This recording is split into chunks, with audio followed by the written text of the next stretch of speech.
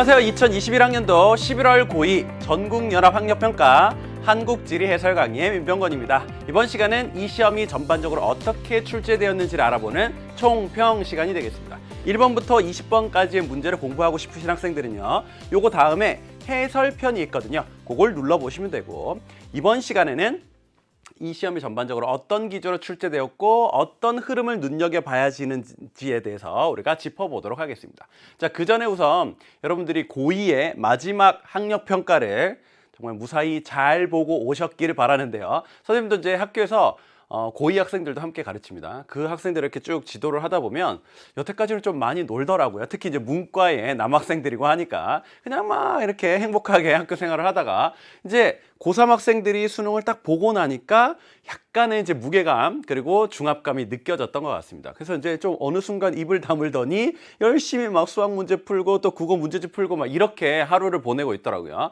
자, 그런 와중에 내가 고3으로 올라가기 전에 마지막으로 보는 학력평가잖아요. 그러니까 여기서 내가 좋은 성적을 내야지라는 이런 약간의 압박감이 있었을 것 같습니다. 어쨌든 하루 동안 이 시험 보느라고 여러분들 고생이 많으셨고, 특히 사탐 같은 경우에는요, 이게 완전히 다 잘 준비가 된 상태에서 보는 학생들은 드뭅니다. 적어도 고2의 말에서는요. 그러니까 아직 우리는 부족한 게 많더라라는 거죠. 그러니까 앞으로 어떻게 우리가 공부를 해나가면 좋고, 그리고 어떤 식으로 우리가 부족한 부분을 메꿔야 되는지 그 부분에 대해서 선생님과 함께 고민하는 시간이다 라고 생각하시고 편안한 마음으로 강의를 들으시면 될 것 같습니다. 자, 그러면 이 시험과 관련된 총평 알아볼게요.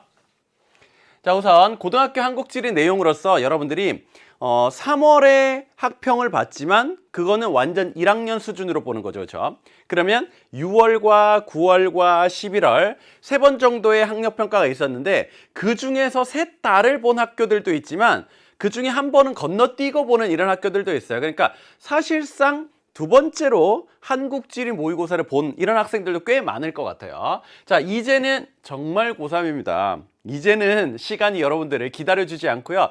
이미 모두의 시간이 딱 이렇게 타임머신처럼 탁탁탁탁탁 이렇게 가고 있습니다. 그러니까 여러분들 조금 더 노력을 많이 기울여 주셔야 돼요. 여태까지는 조금 설렁설렁 공부한 감이 없지 않잖아요. 이제는 1분 1초를 아껴 써가면서 알차게 공부를 하셔야 됩니다.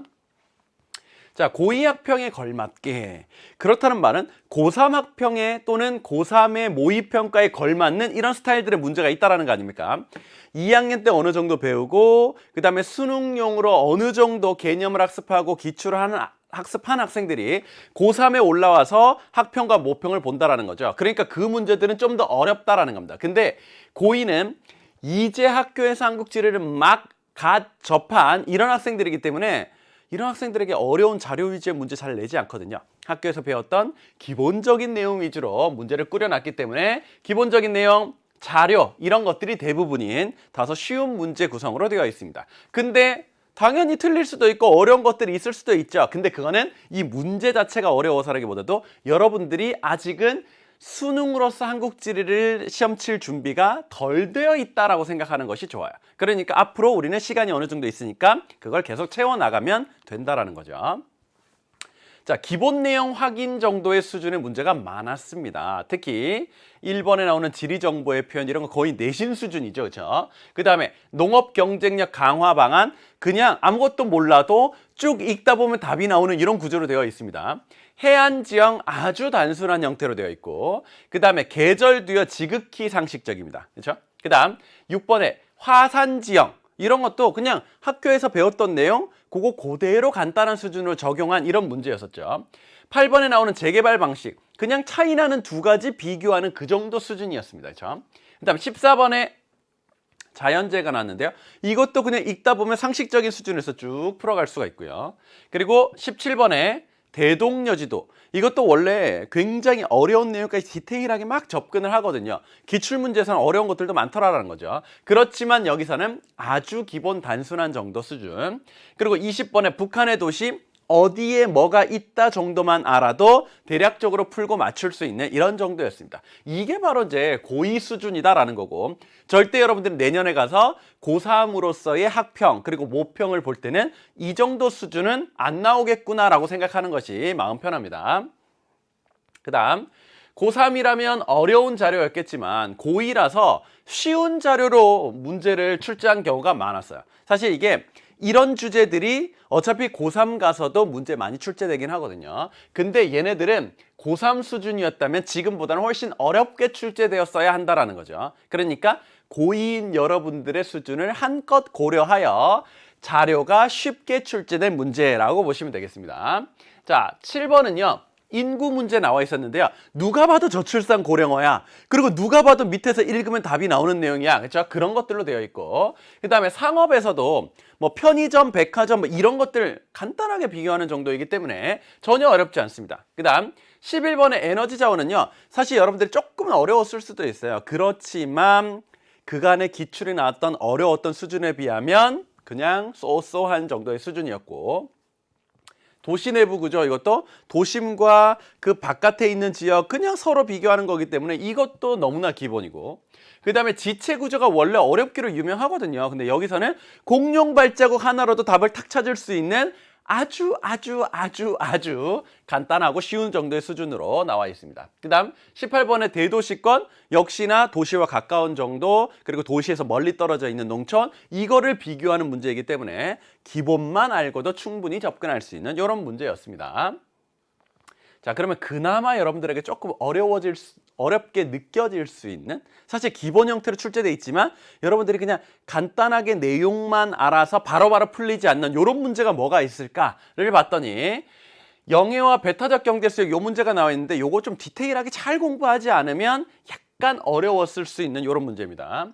그다음 신재생 에너지, 요것도 어느 지역별로 어떠한 신재생 에너지를 많이 쓰고 있는지 디테일하게 자료와 함께 공부해 놓지 않았으면 약간 어려울 수 있었던 문제. 그 다음에 지역의 인구 특성 있죠. 몇몇 지역 주고 성비 주고 그 다음 인구 주고 이래가지고 그 지역을 연결하는 건데, 요런 건 자료와 함께 공부해 놓지 않으면 사실 기본 내용에서는 쉽게 잘 다뤄지는 부분은 아니거든요. 그러니까 조금 어려웠을 수 있는 문제.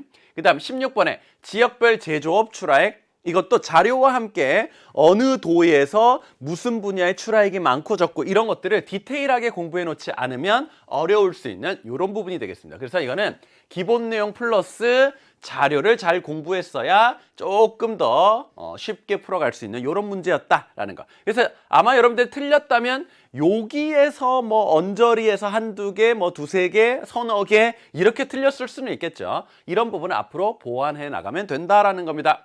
자, 보완하기 위해서 누구랑 보완하실 거예요? 당연히 민쌤하고 보완을 하셔야죠. 선생님과 함께 진짜 수능 개념이라는 기본 강좌가 있거든요. 그게 막 오픈을 하였습니다. 그러니까 여러분들이 아직은 이게 이제 기말고사를 끝내지 않은 상태이다 보니까 조금 부담감이 있을 거예요. 그러니까 선생님은 여러분들에게 시간을 드리겠습니다. 기말고사를 잘 마무리하세요. 일단 여러분들 당연히 내신은 어느 정도 잘 받아야 되니까.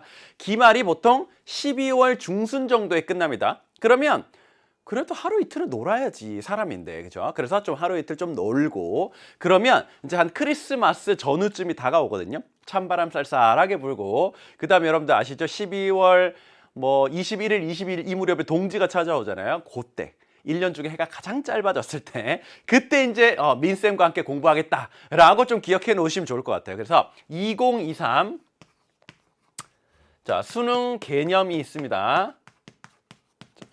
선생님 말고도 한국지리 강의하시는 선생님들이 계셔요. 그래서 EBS 들어와서 몇몇 개 눌러보고 이 쌤이랑 제일 맞을 것 같아, 나랑 제일 잘 맞을 것 같아, 이런 선생님을 골라서 여러분들이 개념을 쭉 학습해 나가시면 되겠습니다.